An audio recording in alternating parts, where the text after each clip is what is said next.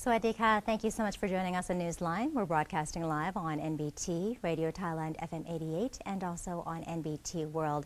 It's a Tuesday today, and the date is May 17th, and my name is Sandra Hanutsaha.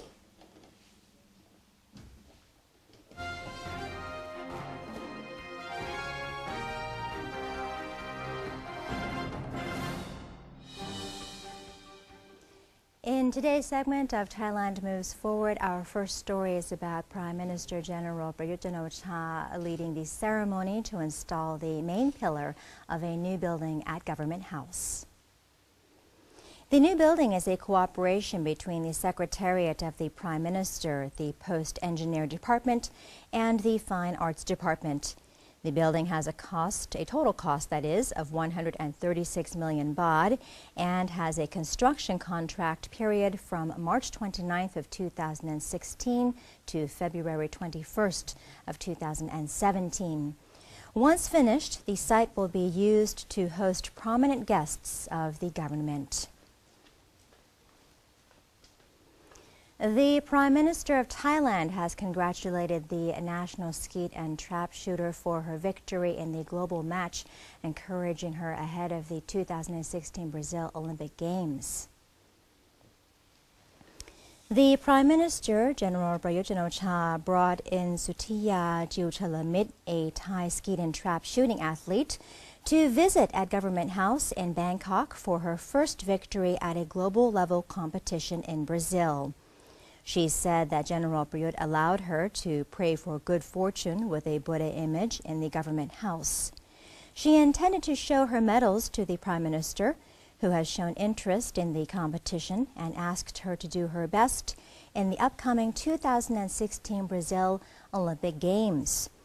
The Prime Minister has bestowed her with 2 o-top bags made from pa khao ma, or traditional loincloth, as well as Buddha amulets for good luck. The Cabinet has approved the 2017 budget worth 2.73 trillion baht, while all units have been urged by the Prime Minister to speed up their investment projects. Bureau of the Budget Director Somsak Chod Ratanasiri reported that the Cabinet has agreed to set the expenditure budget for fiscal year 2017 at 2.73 trillion baht, while projecting a revenue of 2.34 trillion baht and a budget deficit of 390 billion baht. According to the budget allocation plan, the Ministry of Education secured the highest budget at 519.29 billion baht. Another 398.95 billion baht was set aside as the central budget, decreasing by 56.43 billion baht from the current fiscal year. Meanwhile, the Ministry of Finance received 218.63 billion baht, up 56 billion baht, which is the largest year-on-year increase in budget allocation. The second highest jump belongs to the Ministry of Transport, which was entrusted with 152.72 billion baht, up 16.65 billion baht. The United Nations Human Rights Council, or UNHRC, has praised Thailand for its efforts to improve the human rights situation. Permanent Secretary for Justice Chan Chayanukit led a Thai delegation to Geneva, Switzerland, to submit a human rights report to the UNHRC for consideration last Wednesday. It is a process known as Universal Periodic Review, or UPR, in which human rights records of all UN member states are reviewed. Mr. Chan Chao had the opportunity to clarify issues concerning the political situation in Thailand to the international community. Thailand was praised for several achievements, such as the development of the third National Human Rights Plan, the promotion of gender equality, and efforts to prevent human trafficking. The National Reform Steering Assembly, or NRSA, has agreed to the plan to merge small schools in each sub-district in a bid to raise the quality of education. During a meeting chaired by Speaker Captain Tenapan Nakata, NRSA members mulled a report from the committee responsible for education reform presented by its deputy chairman, General Papon Manirin. The report proposed a reform of the education system through the merger of small-sized schools at the sub-district level. It claimed that more than 15,000 small schools currently exist in Thailand, and they were set up in compliance with the policy to ensure education access for children across the country. However, due to improved transportation systems, the decline in birth rates, and a shortage of teachers, small schools in the same sub-district could be merged for greater efficiency. In the end, the NRSA consented to the merger plan, which is expected to take effect within 1 year, while emphasizing that the move should be studied thoroughly before execution. Local officials will also be put in charge of education management in their areas as a way of decentralizing authority. The chairman of the Constitution Drafting Commission, or CDC, has denied reports that he suggested the public approve the draft charter in order to allow for future amendments. CDC Chairman Michai Ruchupan said that he has never indicated in any interview that the draft charter should pass the public referendum this time so that it can be rewritten later. However, Mr. Michai admitted that the Constitution is a law that will be put to use over a long period of time, and it is possible it will have to be amended to reflect future circumstances. He added that those who are trying to distort any information or intentionally misinterpret the draft charter should think about the country before doing so. The Election Commission of Thailand, or EC, has launched a mobile app that provides users with information on the contents of the draft constitution and the process of voting in the referendum. Election Commissioner Somchai Sisutiakorn said the new app will be a source of convenience for those seeking out information regarding the contents of the draft constitution, the voting process, as well as information on related laws and regulations. The app is now available for iOS and Android devices. Those who have read all of its contents will receive a commemorative certificate. At the application's launch event, the EC also demonstrated how the disabled and the elderly can cast their votes. In addition, a group of at least 100 people can gather and request that an EC official be dispatched to their location to facilitate the voting process without the group having to physically go to the designated voting booth. The Department of Disaster Prevention and Mitigation, or DDPM, is cooperating with relevant units to ensure sufficient water until July 30th. The public has been urged to use water economically. DDPM Director General Chachai Promlud said the government and the National Council for Peace and Order had instructed the department to cooperate with all relevant sectors to urgently tackle drought. He said the department has been checking how much water each village had in order to assess the drought situation. At-risk provinces have been instructed to promote their measures to tackle a possible shortage of raw water for the production of tap water. Farmers are advised to keep abreast of the weather forecast in order to plan their cultivation in line with climate conditions and water availability. The government's economic stimulus measures and the continuously expanding tourism sector have resulted in the first quarter's highest growth rate in 3 years, according to the National Economic and Social Development Board, or NESDB. NESDB Secretary General Paramet Wimonsiri said the Thai economy in the first quarter this year expanded by 3.2%, increasing from 2.8% in the fourth quarter last year. This 3-year record growth was a result of spending and investment by the government, household spending, as well as growing tourism. Despite a 1.4% decrease in export growth, the country's current account was still in surplus by more than 580 billion baht, or 16.6% of GDP.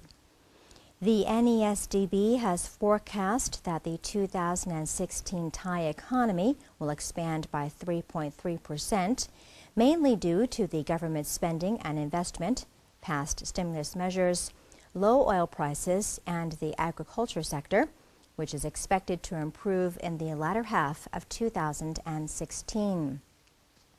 However, Mr. Boramed warned against the sluggish global economy, decreasing global produce prices, currency volatility, and strict loan requirements by financial institutions. Each town and city has its own must-eat places, and our correspondent Kun Banut Sap went to Buriram province and brings us this savory story. Every town has its recommended eateries, and in the exciting city of Buriram, there are hundreds of places to choose from, with new eating places emerging all the time.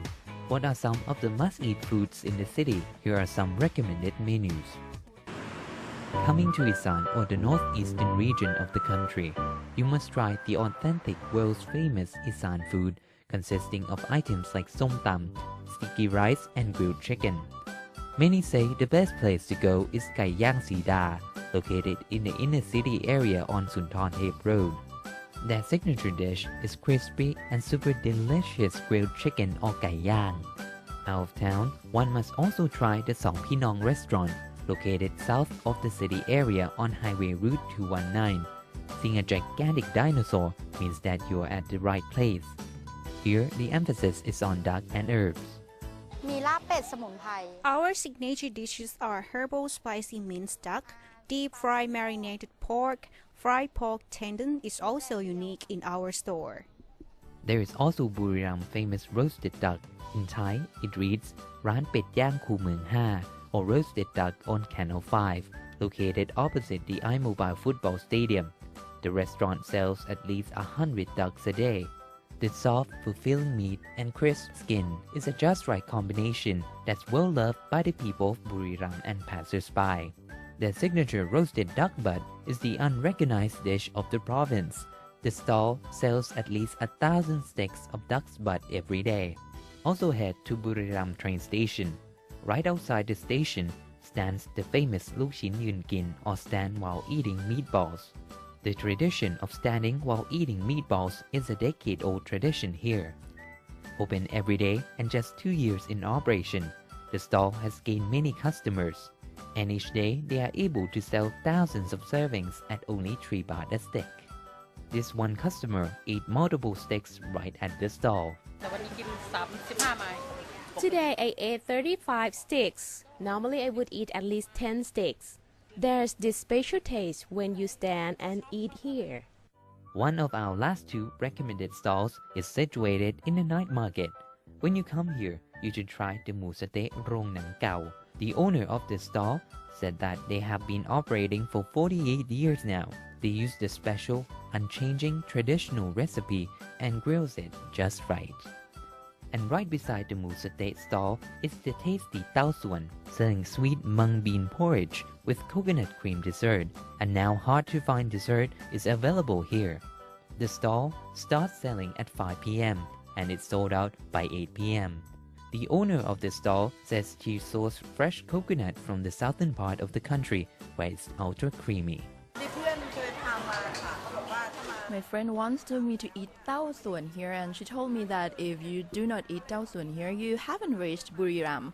When I tasted it, it tasted so good. So now I'm here again. I brought all my friends to try it. The coconut cream is well blended, very creamy, good and just right. She gives a lot of beans too. Try visiting these places when you come to Buriram. Our selection will not disappoint you. Banot Sap, NBC World, Buriram. Thank you to Kumpana for that report. And in other news, Phra Anin Sakaya, who served as a long-time Assistant Secretary to the late Supreme Patriarch Somdet Prayana Sangwon, has joined a taping of the NBT World Program Thailand today on the occasion of Wesak Day. Millions of Buddhists celebrate Wesak Day, an officially recognized UN holiday which marks the birth, enlightenment, and demise of Lord Buddha, the founder of Buddhism. Phra Anin, known by his ecclesiastical title, Phra Sakaya Wongwisut, is now Assistant Abbot of Wat Bawani Wade in Bangkok. And he talked with the Thailand Today show host, Kusuma Yotasamut. He said Thailand, as a Buddhist country, plays a major role in promoting the UN holiday. Thailand is a Buddhist country. Thailand is regarded as one of the main Buddhist country with a population of 95% of Thai people are regarded as Buddhists. Therefore, in this occasion of Vesak and how the United Nations give importance of the Vesak Day, therefore, I would like to say that the role of Thailand is that we can prove that Buddhist teaching is how universal it is, and then how you can bring those teachings into your life. Shortly, how do you make yourself aware of every situation? How do you balance your things? And then especially how you consider other people to live together with compassion. That is the ABC for this Vesak. In 1999, the United Nations recognized the important Buddhist holiday of Wesak. Buddhism is over 2,500 years old and is one of the oldest religions in the world. This day is commemorated annually at the UN headquarters and other UN offices and missions. The Thailand Today show on the topic of Wesak Day will air on NBT World on Thursday, May 19th from 8:30 a.m. to 9:30 a.m. and also on Friday, May 20th from 9:10 p.m. to 9:40 p.m. And that is the end of today's edition of Thailand Moves Forward. Up next in ASEAN News, the Tourism Authority of Thailand promotes to the foreign press a new route between Thailand and Cambodia. But first, we'll have a look at the exchange rates and also the commodity prices.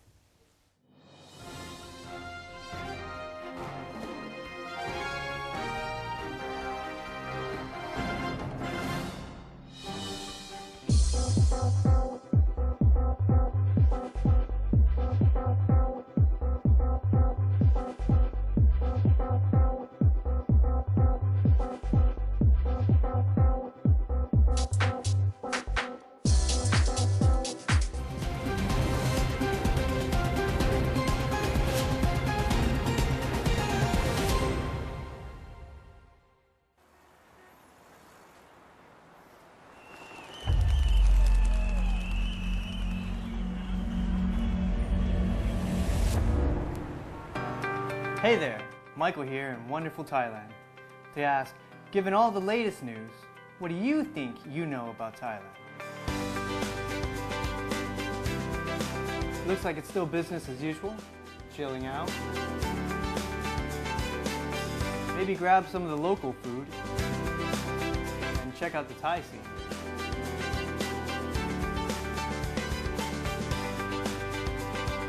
Perhaps partying a little bit with friends.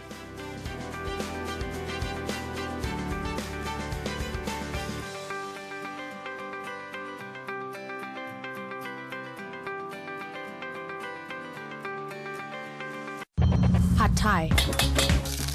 Created from Thai wisdom, used to be served on banana leaf, and the banana tree is used for practicing Muay Thai.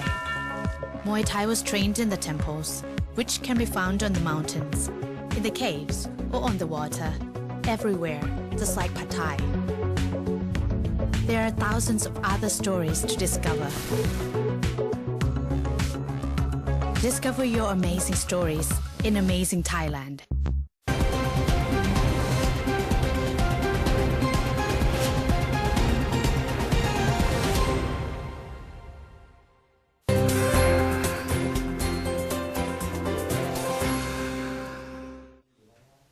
Welcome back. You're watching Newsline. The Tourism Authority of Thailand, or TAT, gave a warm welcome to European and Middle Eastern members of the press in the hopes of promoting a tourism route between Thailand and Cambodia.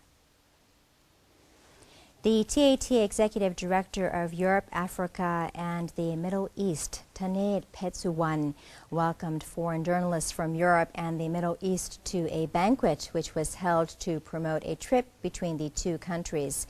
It was organized under the theme Mega Joint Familiarization Trip between Thailand and Cambodia. It is also part of the AEC ASEAN Connectivity Project. The TAT executive added that the scheme will draw travelers to multi-destination tour packages. It will also promote better tourism relations between Thailand and its neighboring countries. Villagers at the Thai-Cambodian border in Surin province have organized a music and cultural festival. Among the many fun activities, the event also hosted a laughing contest. The competition simply states that the person who can produce the funniest or most interesting laugh in 3 minutes wins. The contestants are rated by a 5-person panel, while reactions from the audience also are taken into consideration. The winner of the competition was a Cambodian man who received 4,000 baht in prize money, followed by a Cambodian transgender woman who received 2,000 baht in prize money, and a Thai transgender woman who received 1,000 baht in prize money. The Music and Cultural Festival was organized to raise awareness and build confidence in the government's policy of addressing the issue of illegal migrant labor and human trafficking. The event also seeks to strengthen ties between the two border communities through music and culture.